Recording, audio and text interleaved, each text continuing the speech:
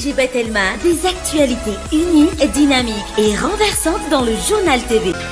Algo manarakani izo algo ny kalitao amin'ny vidiny mirary ilotranao ny fampalalam-baovao.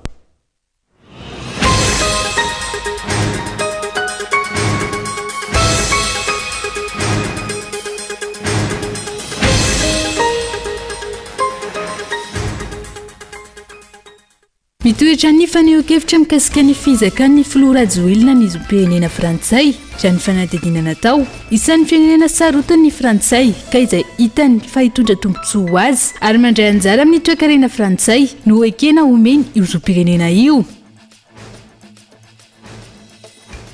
Manomboka androany fankalazana ny Eid al-Adha na ny Idbe izay ankalazai ny mpino silamo manerana izao tontolo izao nanatrika ny vavaka manokana tao amin'ireo moské lehibe sy foibe silamo eto Madagasikara ary manerana izao tontolo izao ny ankamaroany ireo silamo. Fomba andrebirebena ny sainy maro anafenana ny fikasana akan'ny vola 20 miliara ariary izay any knaps ampiasaina amin'ny jeu des îles ny raharaha fanenjehana any Tsabotry Roslina izay tale général mpisotoerana eo anivon'ny knaps ny solidarité syndicale de Madagascar na ny SSM. Jiolahy roa mitondra fitaovam-piadiana no lavim-balan'ny polisy ao Toliara taorian'ny fanafiana mpanao cash point iray tany an-toerana. Efa mpamerikely koa ireo jiolahy ireo ary efa nazahoana fitaranana maro amin'ny asa ratsy ataony. Olona miisa valondray no namony ainy vokatry ny darokabamba nataony tafika rosianina tamin'ny toeram-pisakafoanana iray tao Kramatorsk Ukraine omaly. Olona 17 hafa naratra mafy ary potika avokoa ny manodidina ilay toeram-pisakafoana. Arahintsika avy hatrany any andindinizay.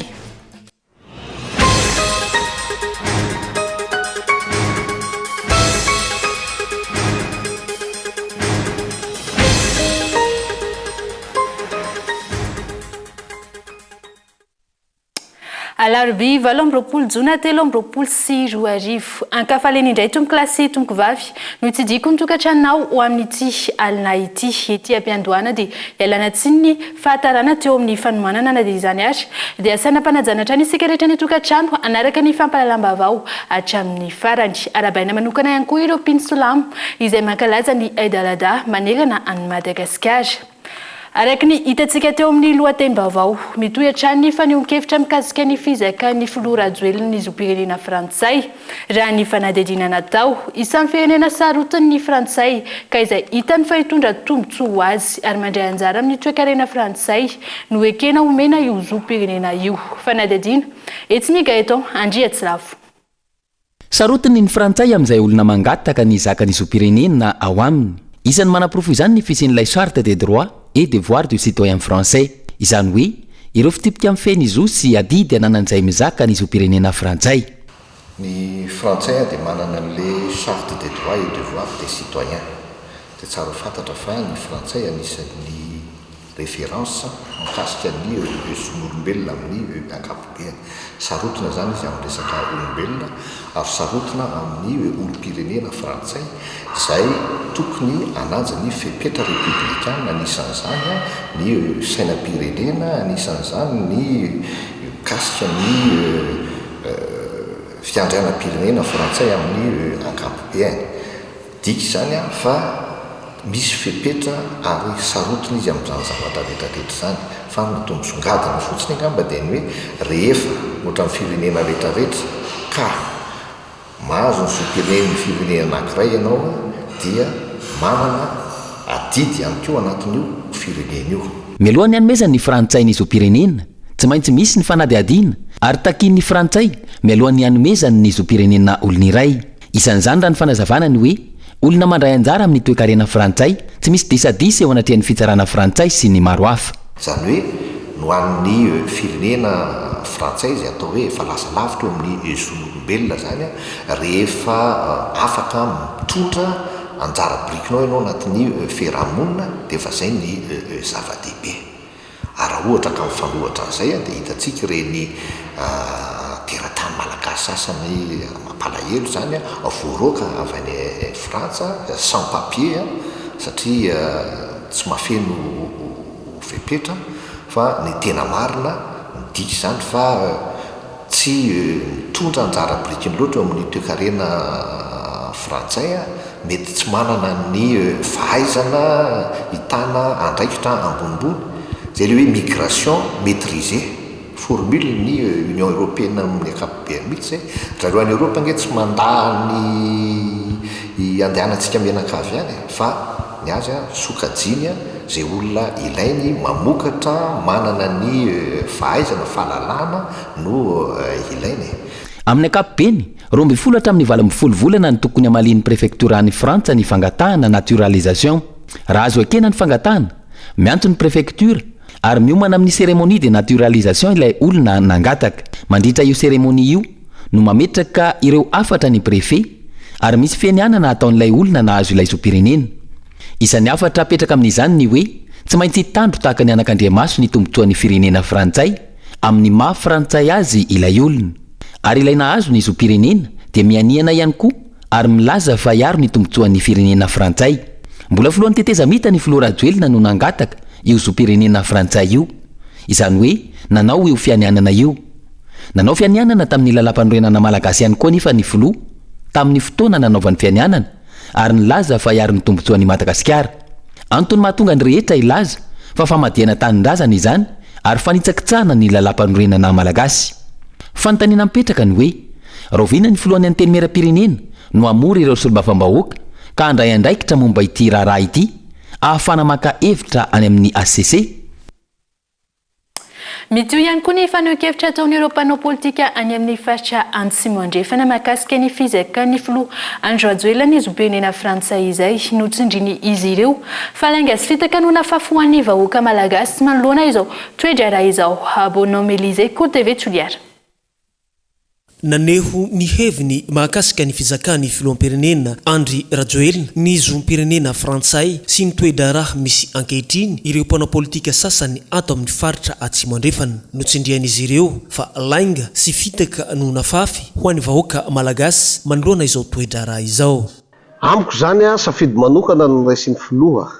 fa le tsy mety fotsiny le mamitaka vahoaka malagasy toy ny mahazatra ny fizaka zom-pirenena frantsay be dia be ny olona misy an'izay fa mahafiloha azy kosa aloha tsy azo enkena satria raha raisina amin'ny fomba tsotsotra nge zany vahoaka tsotra any ala Frantsa lay filoha dikan'izay le fiandrianam-pirenena malagasy mihitsy ny vaososy azadia fa tsy mbola manana olana amin'ny frantsay olana ara-diplomatika na inosy malagasy ireo ka aminay zany tsy azo lalaovina ohatran'izany le fiainam-pirenena ny vahoaka malagasy ilay firenena mihitsy fa rehefa sahy ianao nandrefana paha-kevitra hihakan'le zom-pirenen'olona any dia makanesa makany dia milatsahanao na sefy-fokotany any a Frantsa na solombavambahoaka any azonao atao dolo zany satria efa frantsay ianao zany filoham-pirenena zany izy no mpitarika voalohany dia ahitavanao zavatra manjavozavo tsara amin'ireny na ahitavana hoe tsy miala mihitsy ty resaka lainga ty hatramin'izay ka hatramin'izao ty fiatsaram-bela ty dia ohatran'izao ve nitondranao firenena fa raha fahitavanay anazy dia mihatra amin'ny article 42 de la code de la nationalité mihatra aminazy tsisy resaka maro à gauche à droite satria izy nangataka olo ampitaona izy nangataka iny miala tsiny dia miala fondro fa ny zava-misy mitenena ny raha ampena amin'izao zany tena doza ampehoan'ny vahoaka malagasy ny fitiavan-tena Madagasikara tsy hain'olo tokana fa hainy daholo be raha mba sisy azy fa azerery ty raha ty tsy misy manahaka anan'izao dia manareo tsy miteny tia tsy mahazo miteny amin'ny arabe fakanao miteny ao anaty trano reo afaka miteny dia fa tsy mety amin'ny antoko politika fa anatin'ny Madagasikara ty zavatra zany hoe fanavakavahana fanidiniana da tena marina kosa aza zanaky ny malagasy midratsy ho filoha malagasy raha fa zanaky ny frantsay milasa ho filohan'ny frantsay efa ampy ny fitaka natao ho an'ny vahoaka malagasy ho hiantrano ny fanehoan-kevitra ireo mpanao politika ka mitaky ny fampiharana ny lalàna izy ireo fa zay dia mametsaka hoe aza milatsaka itsony fa ampy zay fitaka zay efa ampy zay laniny mandanao raha ohatra ka ho laninao fa aza milatsaka itsony fa manakorotana firenena matoy filoha raha amin'ity androany mamoaka valibrengina tsapany fa ny olona moa ko rehefa ao anatin'le haterena sy fahadisoana de lasa valiborengina no asesikiny fa tsy manan-kevitra tsony izy sy ny pomba azy manoloana ny zavatry io ny amiko de tsotra mifonavy vaoaka malagasy anao zay atao filoha fa nandainga aminazy hampiatra lalàna antsika sa tsy hampiatra lalàna ohatra ny fatao andavanandro tsisy zavatra tsisy lalàna tsy hitsakitsahina eto zavatra rehetra nefa misoratra agnatin'ny lalam-pandroana antsika fa mifampiharana anazy ny tsy misy ka raha magnotany hevitra gauche à droite mikasika ny code de la nationalité efa ao amin'ny constitution iny mampiary fotsiny inona ny fanandrisiamina izy nangataka feno taona izy nangataka dia ny article 42 zany miatra aminazy manahy ny mpanara-baovao sy ny mpanapolitika fa krizy ara-politika goavana no hateraka izao toedra raha izao raha tsy misy ny fandraisana andraikitra atao ny tompona andraikitra isan-tsokajiny. Lafim-baovao hafa kosa indray dia manomboka androany fankalazana ny Eid al-Adha na ny Eid be izay ankalazainy mpino silamo manerana izao tontolo izao. Nanatrika ny vavaka manokana natao amin'ireo moské lehibe eto Madagasikara sy manerana izao tontolo izao ny ankamaroan'ireo mpino silamo ho amin'ny androany fanadihadiana. Entiny Rogina Manjakany. Ny Eid be na ny fetin'ny sorona no faharoa sady lehibe indrindra amin'ireo fety roa lehibe ankalazaina amin'ny finoana silamo izay atsiarovana ny alaliam-pinoany mpaminany Abrahama sy ny sorona izay nataony. Manome voninahitra ny fahavononan'ny Abrahama hanao sorona ny zanany lahy araka izany ity fety ity ho fankatoavana ny didin'Andriamanitra. Ny Eid al-Adha dia io no fety izay natafita any mpaminany Abrahama tamin'ny fitsapana lehibe izay nataony Andriamanitra taminy tamin'ny fanaovana sorona ny zanany lahy Ismaely ka izany fandraisana lehibe izany no mahatonga ny silamo rehetra maneran-tany mankalaza izany satria izany indrindra no zavatra tadiavintsika olombelona fanekena tanteraka an'Andriamanitra amin'ny didy sy biako izay omeny. Ka rehefa tafita amin'izany ny mpino iray na silamo na kristianina dia mahazo fahasambarana eto an-tany sy anankoatra. Etsy andaniny tanjona mitetsika ity ihany koa ny fanaovana fitaom-pivavahana ho fangataham-pitahiana ny firenena eto amintsika sy ireo mponina eo aminy raha ny nambarany filohan'ny FSM na ny fikambanan'ny silamo malagasy. Ny androany dia manao fanampam-pivavahana ary mangataka amin'Andriamanitra amin'izay mahatsara ny fiarahamonina, mahatsara ny ankohonana ary koa mahatsara ny firenena. Ary izao moa androany 20 Jiona afaka omaly 20 Jiona ka dia mbola tafiditra anatin'ny fankalazana ny fetim-pirenena ka dia mangataka vavaka fitahiana ho an'ny tanindrazana ny mpino silamo manera Madagasikara androany. Raha tsy aivona izany mampiavaka ny Eid be ny famonoana ondry atao sorona mba ho zaraina mpiarabelona ka ny ampahany amin'ny enan'ireo biby ireo no atokana ho amin'ny fianakaviana fa ny ambiny kosa dia zaraina ho amin'ny mahantra sy ny sahirana.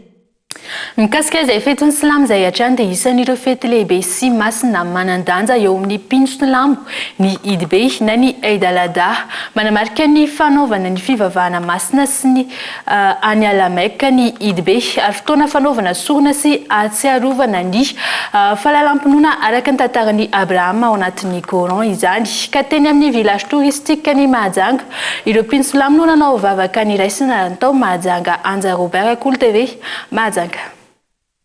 Tsy diso anjara tamin'ny fanamariana ny Eid be na lay antsoina hoe fête de mouton ireo mpino silamo teto Mahajanga ka nisy ny soala Eid be nitambarana izay natao teny amin'ny torapasiky ny village touristique ny maraina teo. Fety lehibe androany Eid al-Adha na koa fety fanaovana ny sorona izay fahatsiarovana ny adidy nataony mpaminany Ibrahim na Abrahama rehefa nahazo baiko tamin'ny tompo Allah anaro sorona any zanany lay tokana Ismail ny tanterainy tokoa izany ary ny zaza koa tsy nisalasala nanaiky ny baiko ny ray aman-dreny kary tanteraka ka androany fety be ary fety ny fanaovana fivahinina masina any Lameka dia atia Madagasikara na maneran-tany dia tsy very anjara manatanteraka ny soalatul Eid ary efa vita eo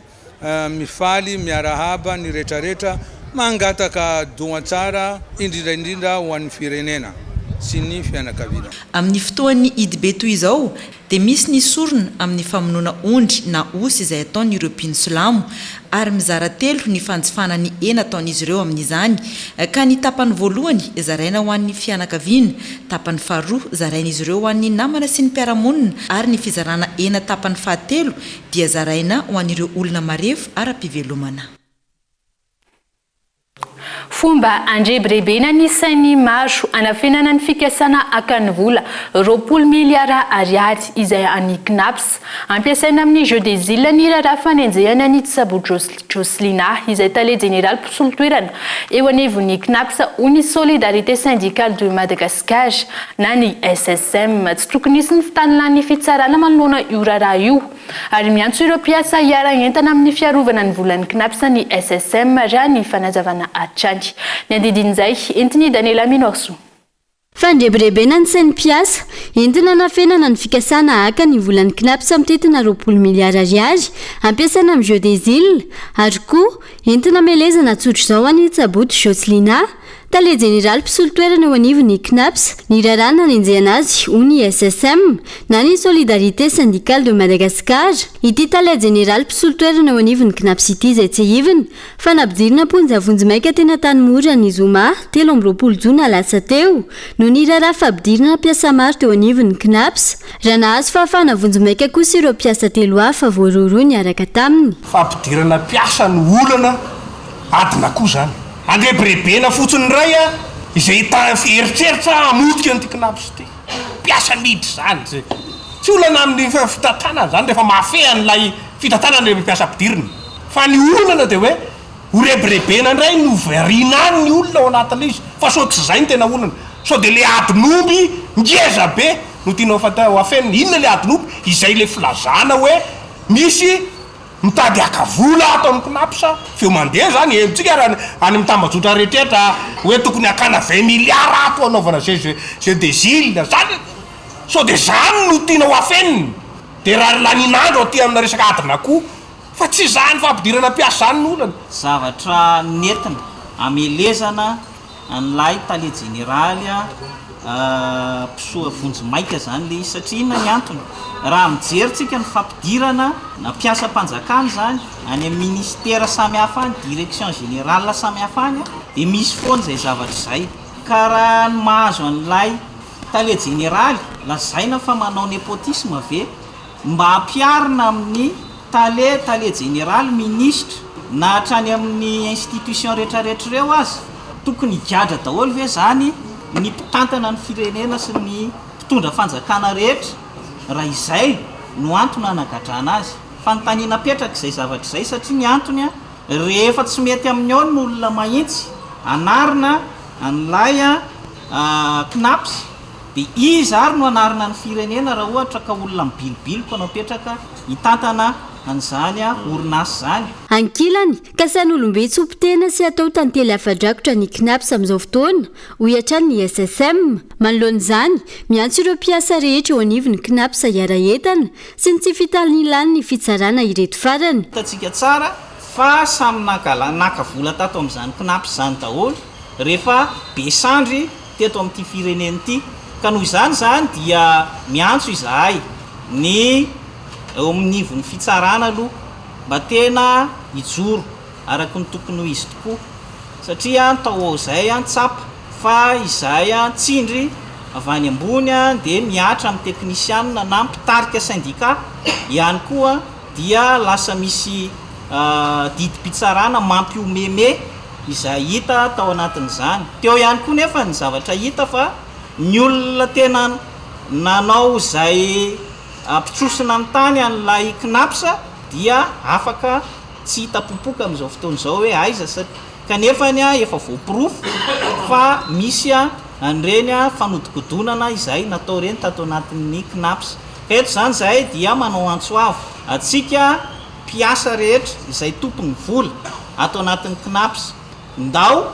aneo hevitra daholo tsika rehetrarehetra hiaro an'izany CNAPS zany. Eo ihany koa zoky ray aman-dreny izay efa maromaro izy neto mba sany ho sary-piary daholo amin'ity CNAPS ity satria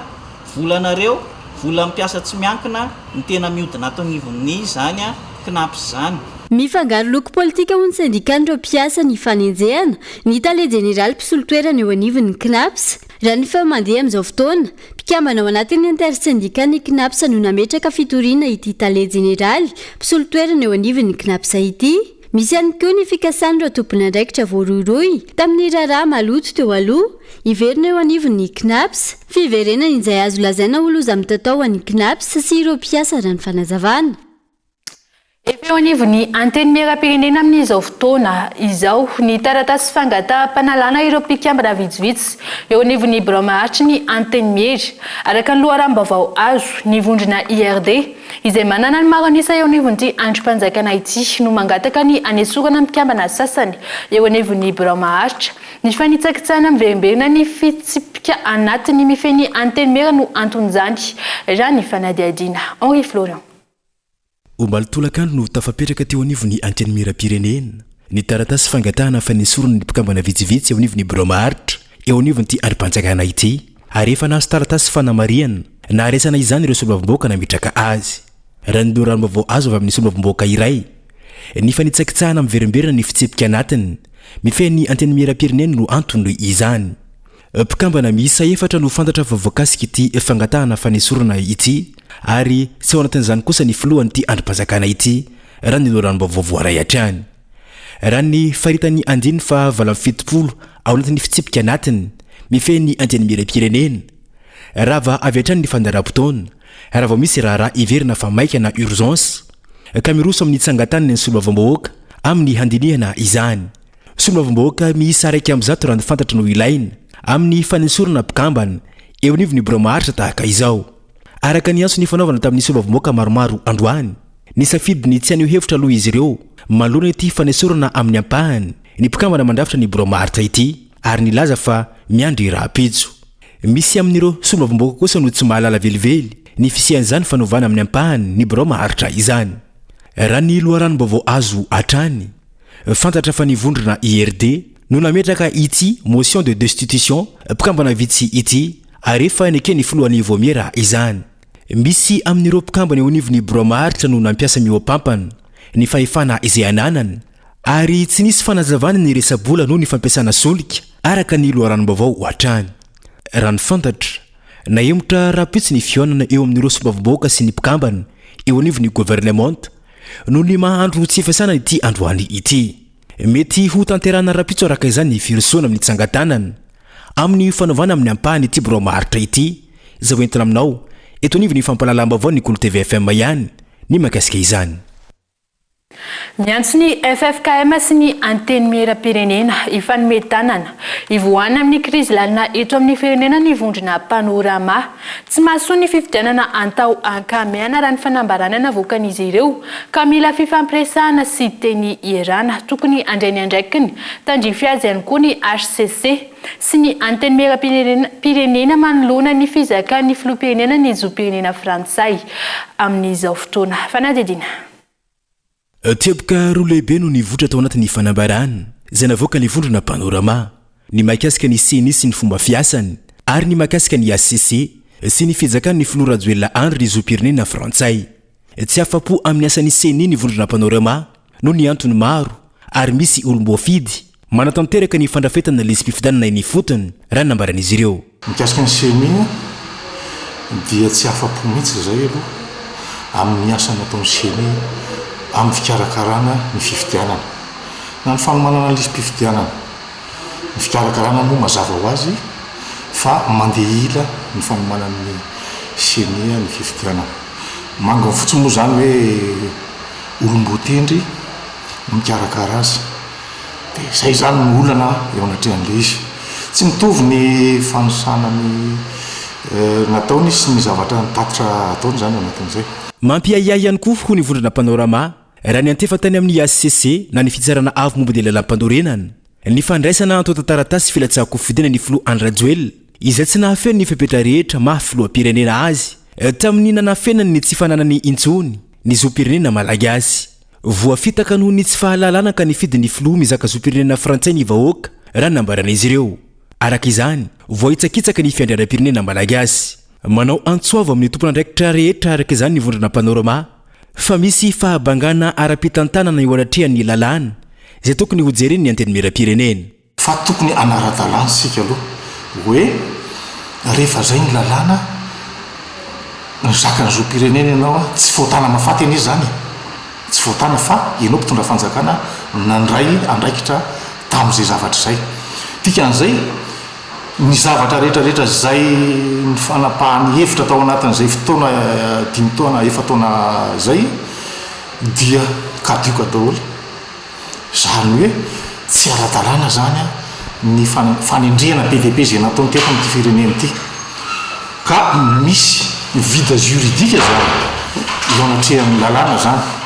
ary zay indrindra no etsonay ny FFKM sy ny anteny miram-pirenena amin'izao fotoana izao hoe tokony andray andraikitra ijery ny fanapahana tokony atao eo anatrehan'izay ny FFKM moa efa manao ny asany izy amin'ny fanadiovana ny tokotany amin'ilay anaovana ny fikaonan-doha-pirenena mikasika ny fifidianana zany hoe io koa zany anisan'ny edin'ny panorama mafy zany ny fanadiovana izay tokotany zay mifandraiky ireo asan'ireo dia aty amin'ny anteny miram-pirenena tokony andray fanapahan-kevitra ny anteny miram-pirenena fa misy lalàna vida zany eto amin'ny firenena miantso ny FFKM sy ny anteny miram-pirenena efa nometanany ivoahana amin'ny crise politika lalina eto amin'ny firenena izy ireo ary nanamafy ihany koa fa tsy ilaina ny korontana sy ny famonona ary ny fandatsan-dra ny mpiray-tanindrazana tsy mahasoa ny fifidianana atao ankamehana ka ilaina ny fifampiresahana sy ny teny hierana ny aranankalaza ny fahatelo ambiempolo taona niverena ny fahaleovantenany Madagasikara ireo vahoaka mivondrona ao anatin'ny fikambanana Diavanysona manohana ny orinasa Bastoliar ny anivon'ny commune 10 voakasika mivantana amin'ny fitrandrahana Fasimainty Bonhomme Élysée Cool TV Toliar navitrika ny fandraisana anjara n'ireo fikambanana miisa 3 miara-miasa sy mpanohana ny orinasa Bastoliar tamin'ity fetim-pirenena ity teto Toliar olona 3 mahery no nampiseho fa makasitraka ny orinasa Bastoliar ka miangavy anareo manam-pahefana ambony mba hanokatsy ny bazy fa hivelomany anakay fa mijaly ny anakay eto Toliar izay hitagnianay zahay ray aman-dreniny zahay tanora iaby io lasa simba mitarikosa avao mba bazy Toliar ao mba sokafinao mba iasanay tanora le mampijalana tanora na azafady ka mangetaheta zahay bazy Toliar mila mifoa zahay Toliar mila miasa fampandrosoana ro ilanay zahay miray hina nandray anjara tamin'ity fetim-pirenena ity ihany koa ny mponina tao amin'ny commune Belalanda mangetaheta fampandrosoana zahay mandalo eto aminay zany ny raha rehetsarehetsa mikasika ny bazy Toliar ka zahay nohon'izay dia mangataka fisokafan'ny bazy Toliar io amin'izao fotoana zao satria petraka ny tanora tsy anasa fa raha misokatra bazy Toliar io ataoko angamba izay no eritseretinay hampanjoso amin'ity faritsy ity nanamafy ny teto amin'ny commune Marmiandra fa ilaina ny hisokafany orinasa bazy Toliar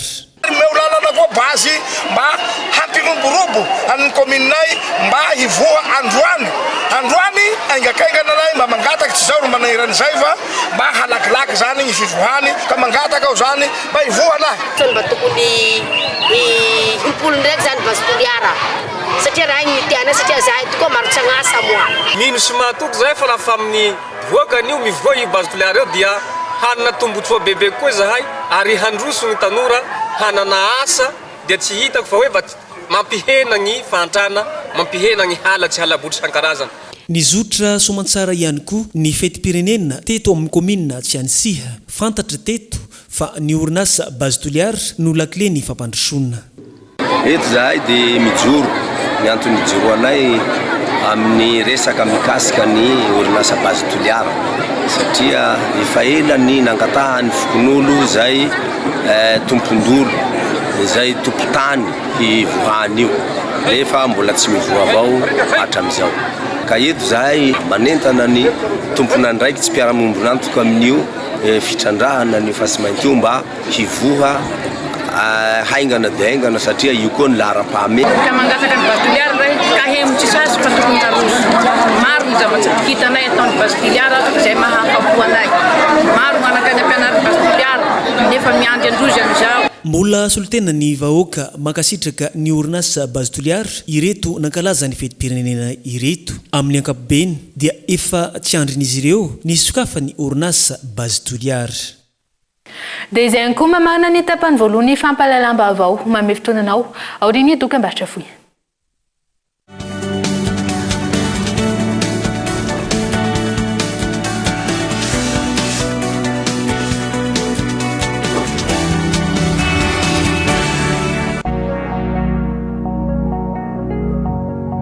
Nandritra ny folo taona izay no nandraisana ambady vianjara ny fampandrosoana ny Madagasikara.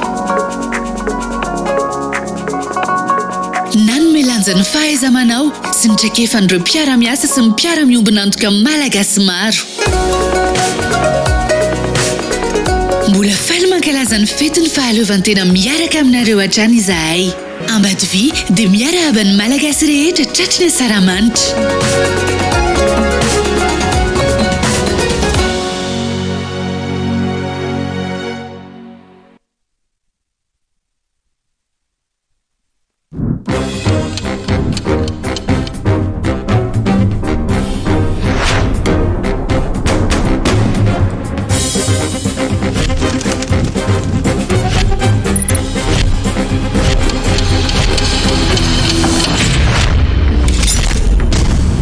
Balik om 40 plus manomboka amin'ny fitonjato ariary monja isan'andro mandra-pahefanao ny vidiny manontolo. Fa inona ny mbola mavarinanareo ao? Misakafo amin'izay? Balik mamiratra no aviko.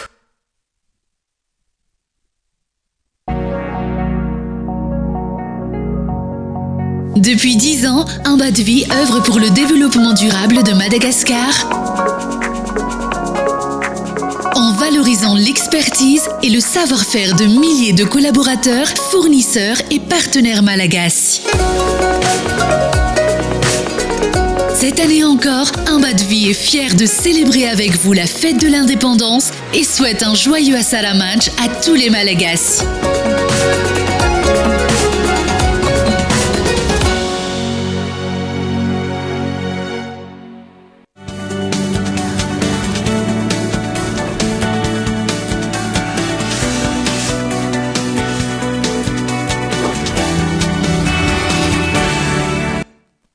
Tavavegny indray eto amin'ny tapany faharoa ny fampahalalam-baovao ny Kolo TV mamerina ny araba tomoko lahy sy tomoko vavy anohizatsika ny fampahalalam-baovao ary dia tontosa taon'ny commune Ambanivohitra Antsoantady distrikany Antsirabe faharoa ny hetsika ara-tsosialy didipotra fahobe izay ataon'ny association Biteur Madagascar ity fikambanana ity izay misehatra manokana amin'ny fanampiana sy fitsonjoana ireo vahoaka sahirana indrindra fa ireo be antitra ary manome fampiofanana sy tosika azy ireo maimaimpona eo amin'ny lafiny fambolena sy fiompiana. Andry Nirina Andriana Kolo TV Antsirabe. Zazalahy kely manodidina ny 20 no vita soavana maimaipona teto amin'ny commune Tsoatany atao anatin'ny district Antsirabe faharoa fatry Vakinankaratra androany alarobia fa 7 ny volana Jona 2024. Hetsika didipotra fahobe izay nokarakaraniny avy eo anivony association Biteur Madagascar ary anisan'ireo fikambanana efa manao ny asa sosialy matetika eto amin'ity commune ity. Tanjo fikambanana ho filopitarika ity association Biteur izay miasa eto Madagascar ity ny fanampiana sy ny fitsonjovana ny mpiarabelona indrindra fa ny asa sosialy eo ihany koa fiahiana manokana ireo be antitra. Anisan'izany ny famolavolana ny toe-tsaina amin'ny alalan'ny fampiofanana izay omena ireo vahoaka sahirana eo amin'ny lafiny fambolena sy ny fiompiana ary arahana tosika mba ahafahan'izy ireo mahaleo tena tanteraka. Natao titandroany moa zany dia didipotra fahobe dia akoatran'izay hoe didipotra maimaipona izay natao teto zay dia nisy ihany koa ny fizarana malabary ho an'ireo zaza izay natao an'izany didipotra zany nisy ny fizarana kilalao ary ny biscuit moa zany entina ampifalifaliana an'ireo zaza ireo amin'izao fanaovana didipotra fahobe zao. Ny tanjona zany araka ny teny filamatra hoe izay hitantsika eto hoe Bive change to give we sign tapakevitra ny iova rehefa iova isika dia miaraka makany amin'ilay fampandrosoana izany hoe famolavolana ny toe-tsaina mihitsy moa zany ny tena ifitoran'ny asa sosialy izay atao amin'ny alalan'ny fanofanana ireo vahoaka sahirana ireo olona manana fahasahiranana ara-pivelomana no omena n'izay fiofanana izay fanainga ihany no ataon'ny association amin'ny alalan'ireny fampiofanana ireny misy ny fampiofana fambolena sy fiompiana sy ihany koa fampiofanana mahakasika ny asa tanana sy ny zaitra dia ovatsiana fitaovana ireny tatsaha ireny ireny olona mpanao asa tanana ireny any aorianany mba aleo tena amin'izay izy fa tsy ankin-dolava amin'ny fikambanana intsony. Efa marobe ireo hetsika izay efa nataony association biteur Madagasikara ary anisan'ny mampiavaka ity fikambanana ity ny fitsonjovana manokana ireo be antitra sy fanomezana fanofanana azy ireo mba tsy ho vesatra eo amin'ny ivon'ny fiarahamonina misy azy. Sy ny hetsika maro izay efa nitanterahana raha tsy ilaza fa tsy izay natao teto Antsôtany tany amin'ny volana desambra tany dia efa nisy ny fizarana fanampiana ho an'ireo be antitra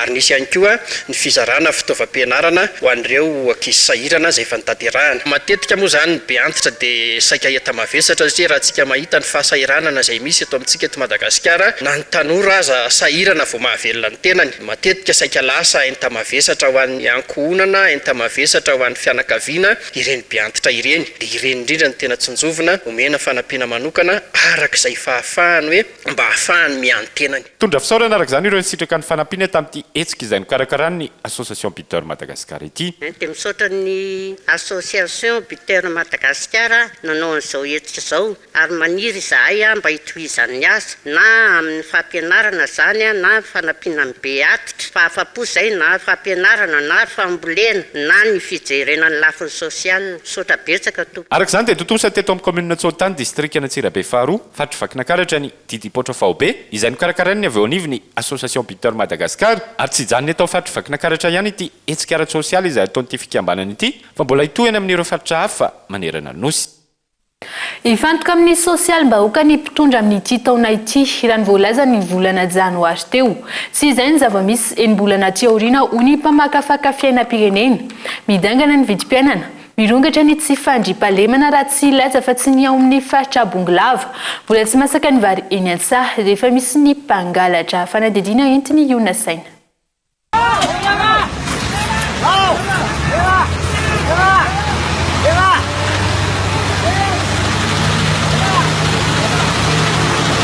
Mandry tsy lavolony mpamboly sy piopy any amin'ny faritra Bonglava amin'izao fotoana izao vokatra ny trangana tsy fandriampahalemana. Mitotongana ihany koa ny vidin'ireo vokatra eny am-potiny. Etsy ankilany midangana ny vidin'ireo akora ilaina amin'ny fambolena. Vokany anatin'ny fahasahiranana ny sosialim-bahoaka ho ny mpamakafaka fiainam-pirenena na ho Bonglava izany na any amin'ireo faritra hafa. Ny fitondrana dia anisany atao hoe tsy mafian'ny vavavoakany ary niteniteo foana angambany anambarako azy satria ao anatin'ny embolana ajanona dony fototra avitrasa ozy izy fa iankina bebe amin'ny sosialim-bahoaka ny jirama dia tapaka ary tsy tapaka ao anatin'ny ora ray na ora roa fa ao anatin'ny indray andro dia intelo inefatra ny tapaka ny jiro amin'ny alina dia natsahany vahoaka no matory ny vary dia tapitry ny mpangalatra ary ny vary dia tsy mbola masaka akory ny fa vao mandronono dia fa alainy mpangalatra any amin'ny faritry Bonglava any zao dia anisan'izany mbola tsisy tao anatin'ny 50 taona ny ainana teto amin'ny firenena ity zany mangalatra vary mbola tsy matona vary mbola ao anatiny atao hoe mandronono zany efa misy mijinja ina tambary eny. Ny omby moa dia tsy manana mihoatra ny roa sy ny telo ny olona amin'izao tsika miteniteny zao fa dia tapitra nefa ny velondrano natao ny filoham-pirenena tamin'izany fa hoe misy ny pisy misy ny helikoptera ao anatiny zany fandriampahalemana ao amin'ny faritra Tsoromandidy zany dia petraka faritra mena foana Tsoromandidy amin'izao ora itenenako zao. Tsy voafeny sosialim-bahoaka raha ny fanazavana hatrany ary ina isy ny fipoahana raha mitoy izao tsy fahalalahana maneho hevitra izao indrindra amin'izao vanim-potoana manakaiky fifidianana izao. Ny sakatsakana moa dia io hevitry ny kanosy ary hevitry ny atao hoe matahotra ny fitondram-panjakana amin'izao fotoana izao ngamba ny ilazaka anao satria raha ohatra izy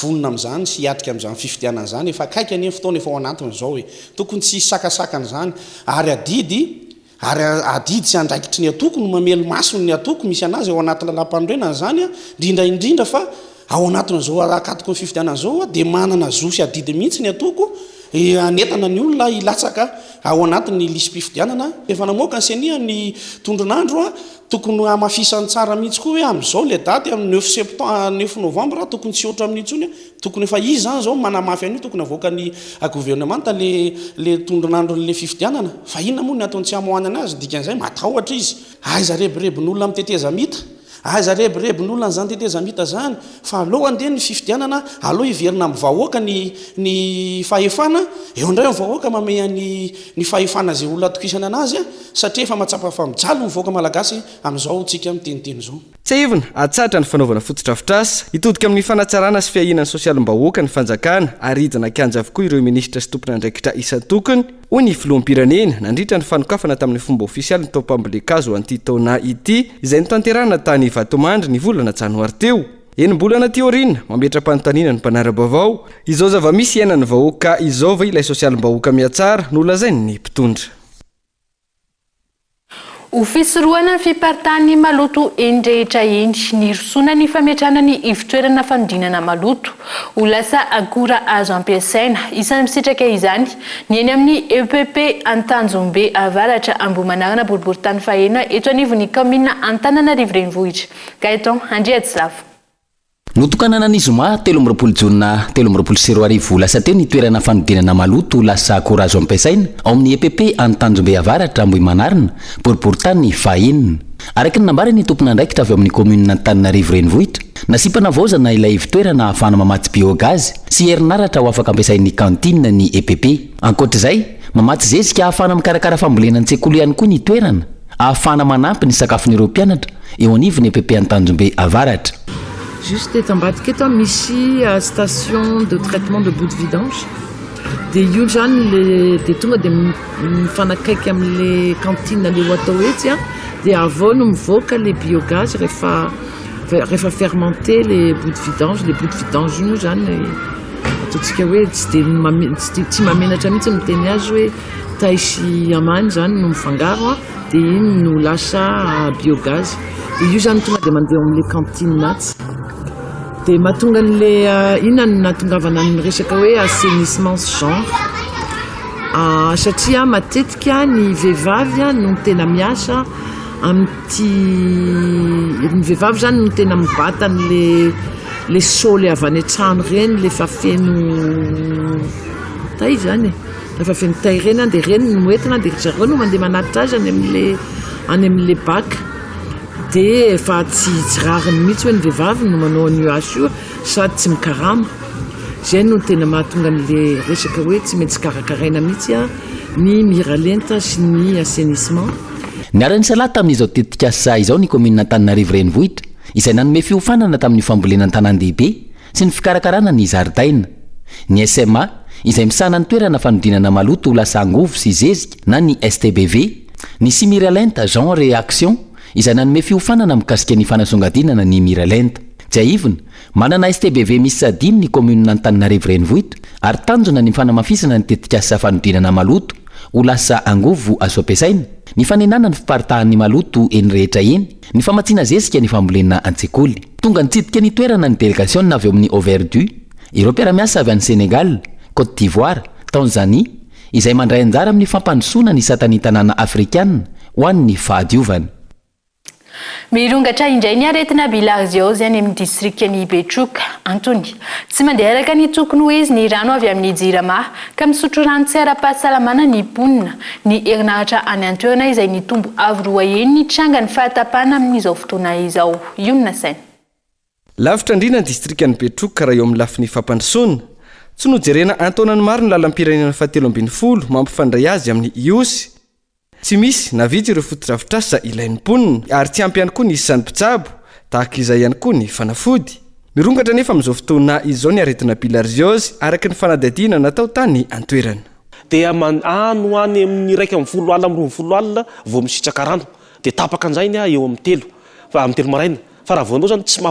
mahafonao ny laneran'izay dia efa tsy mahazo rano mihitsy zany fa lasa tsy hoe matsaka rano mampaneraka sarety mandoro rano 200 bidon 500 bidon nefa ny Betsoka tsisy an'izany fividana rano zany nanomboka tamin'izay ka hatrizao. Mielipatsana ny tsy fahasalamana satria ny rano tsy vita traitement zany izy fa tonga dia rano hoe mandeha fotsiny mikorita amin'izao ary raha malala matsiny ty distriktan'ny Betsoka ty dia tena anisany hoe zone rouge amin'ny resaka bilharziose ary zay no mahatonga ny mponina ty lasa mitombotombo kibo tsatsan'le rano misotro rano fotsiny amin'izao noho ny eo ihany ny effet-ny délestage dia lasa miparitaka zay tsy fahasalamana zay. Eo ihany koa ny falavian'ny toerana hitsaboana na dia misy CSB eto tsy ampy ihany koa zany ny matériel hoe hitsaboana fa tsy maintsy hoe évacuation makany sakalany any makany osy nefa io toeran'io ihany koa le falavalava satria eo ihany koa fatatry ny lalana dia misy maty an-dalana dia miverina ny enimpolo hatra amin'ny 20 isanjato andreo olona manantona toeram-pitsaboana any an-toerana amin'izao dia noho izay bilarjos tazomoka izay avokoa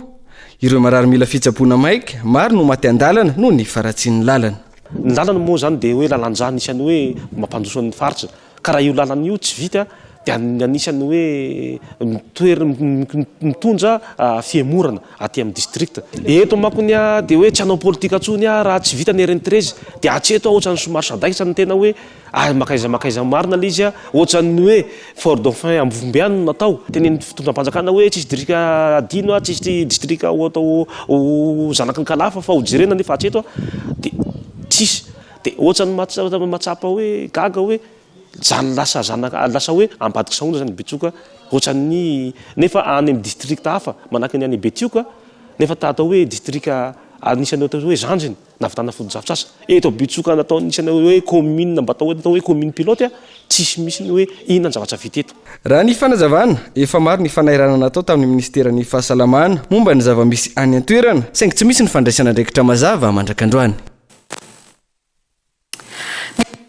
fitokona nataon'ireo mponina maramala niaro amin'izao fotoana isan'ny takin'izy ireo amin'izany ny amahana ao anatin'ny fotoana fony olan'ny rano sy ny sosialim-bahoaka araka ny nampanantenainy QMM raha ny fanazavana mitohy hatrany ny fidinana andalambe sy ny fitakiana ataon'ireo mponina ao taolagniaro sasany amin'izao fotoana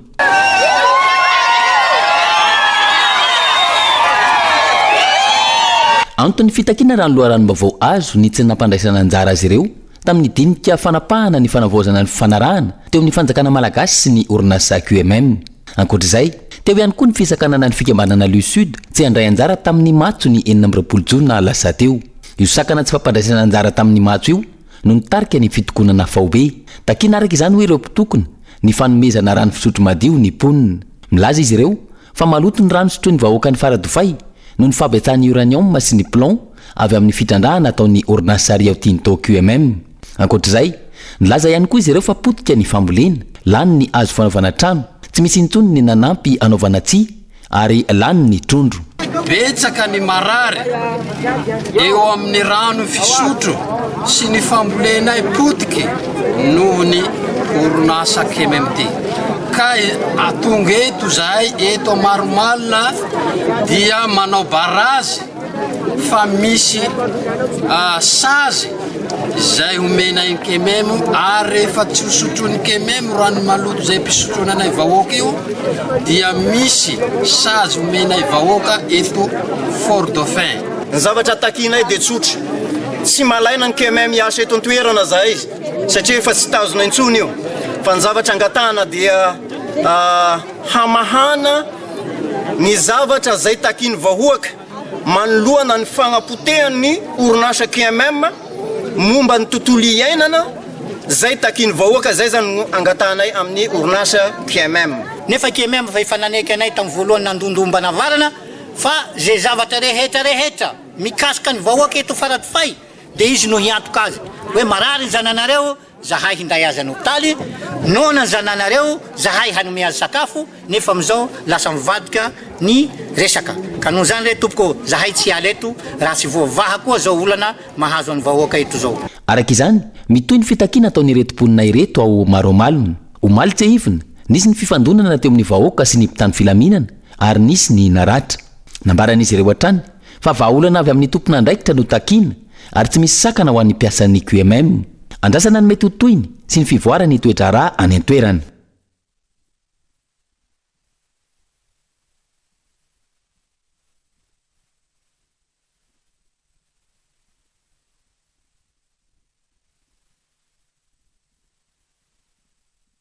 mirongatra amin'izao fotoana ny fanondranana tsokosoko ny harem-pirenena indrindra ny sokatra avy any amin'ny faritra atsimony Madagasikara ny talatalasa teo izao teratany israeliana iray indray no sary ny faditseranana saika hanondrana zana-tsokatra ny tsokosoko makany ivelany tena miserana mpiara-manidina iraisam-pirenena ivato ny isan'ny sokatra tratra zany a dia 7 isa ao zany a ny pixisia dia ao ny astacoides kely izy ireo a ohatran'ny totondry anakiroa mivokona ny angezany a dia natao tao anaty sakosy a dia efa tany amin'ny sodoanina zany no tratran zareo ilay izy dia ny fipetrahany raisina satria isaorana an'Andriamanitra mbola velona daholo ireo sokatra dia efa natao ny fifamondrana teo amin'ny fahadiseranana sy ny mpandrarahany rano sy ala ary efa napetraka eny amin'ny toerana fitazomana zay arahana amin'ny TSA Madagasikara ireo sokatra ireo ary velona somatsara sy matanjaka tsara. Ny fiavian'ny sokatra rehefa mijerena ilay karazany a dia amin'ny faritra atsimo andrefaniny zany a no misy an'io karazany io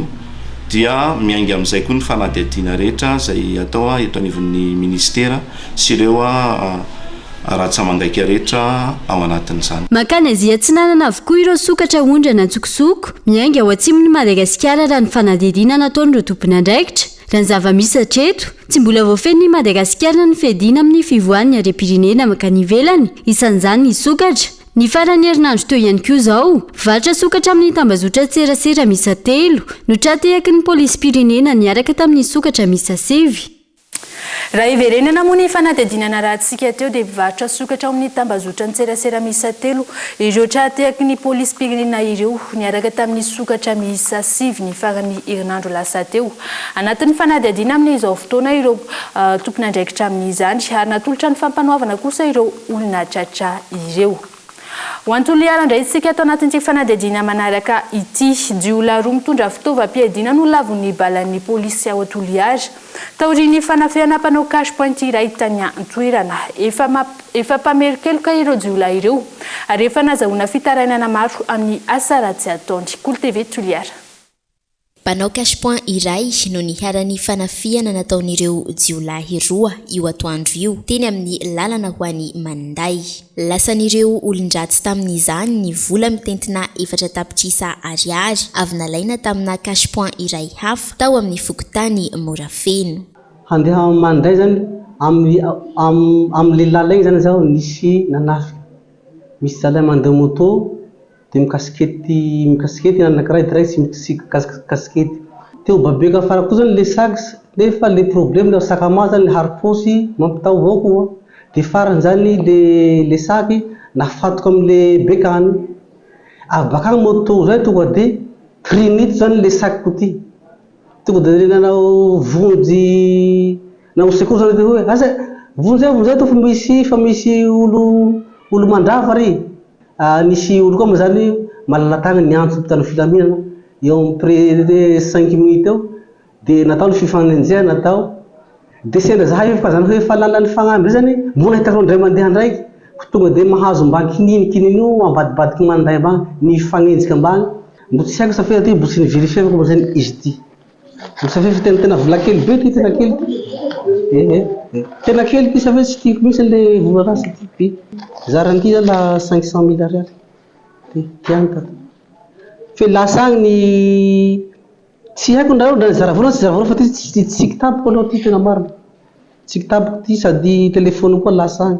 Minitra vitsy taorian'io nisy ny fifanjevonana teo amin'ny polisy avy eo anivon'ny commissariat central de police Toliara sy ireo olon-dratsy ka teo no samy lavon'ny balan'ireo polisy izy roa. 10 minitra taorian'izay dia tonga teny an-toerana ny intervention rapide zany hoe ny élément avy atao amin'ny commissariat central zany ny ura ary dia tafaraka tamin'ilay tompon'ny vola izay voaroba zany nanao fanenjehana an'ireo jiolahy reo nandeha moto reo jiolahy reo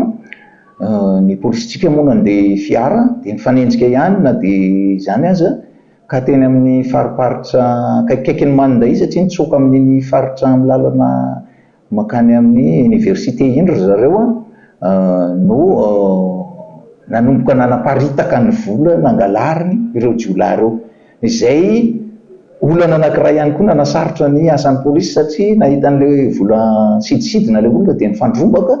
dia voatery tsy maintsy voasembatsembana zany ny polisy izay nifanenjika tamin'ireo jiolahy reo tamin'ny moto satria efa fatany hoe miezaka manenjika azy ny polisy dia niezaka izy namoaka ny basy teny ambony moto zany misy basy anankiroa teny amin'izareo dia saika ao apoakany izy io no raikitra ny fampitifirana zany nanao ny sommation aloha hijanonany kanefa tsy nijanona ary zareo fa vao maina moka an'ilay vasy tany anaty sikinany zareo tany dia voatery tsy maintsy nitifitra ny polisy ka tavela tamin'izany reo jiolahy ro alahy reo. Jiolahy efa mpamerikeloka izy ireto raha ny fanadiadiana natao ary fantatra fa isan'ny tomponantoka tamina fanafiana cash-point hafa teto taptanana ihany koa. Mariana eto fa reo jiolahy reo dia jiolahy mpamerikeloka ary efa nisy ny fanafiana cash-point maromaro teto Toliary eo amin'ny roa teo zany talohan'io androany io nandraisan'izy ireo anjara ka ny androany zany izy vao nifanehatra akaiky tamin'ny mpitandron'ny filaminana ka dia tavela ny jiolahy rolany araka tamin'ny fitaovam-piadiana nentina izay nisy bala moa zany tao anatiny. Ny anahazovana ny fanafiana cash-point tato ho ato ka miantso ny rehetra ny avy eo anivon'ny polisy-pirenena mba samy ho mailo hatrany ary hanome loharanom-baovao raha mahita tranga tsy fandriam-pahalemana hamongorana ny asan-jiolahy eto taptananany Toliara. Faresy teo amin'ny ampavalondalana ny ankoaina andritra ny lalao maneran-tany basketball U19. I Frantsa no nifanindrana tamin'ny Madagasikara ny farana tamin'ny isa 7-10 sy 4-5 ny lalao. Voafidy ny FIBA ho isan'ireo mpilalao mendrika indrindra ankilan'izay i Lova sy Mathias Madi avy amin'ny ankoay. Ho amin'ny maresaka any ivelany dia olona miisa 9 indray no namony ainy vokatry ny daroka bomba nataony tafika rosianina tamin'ny toeram-pisakafoanana iray tao Ukraine omaly. Olona 7 hafa naratra mafy ary potika avokoa ny manodidina ilay toeram-pisakafoana. Fanadihadiana eo amin'ny sarin'ny France 24.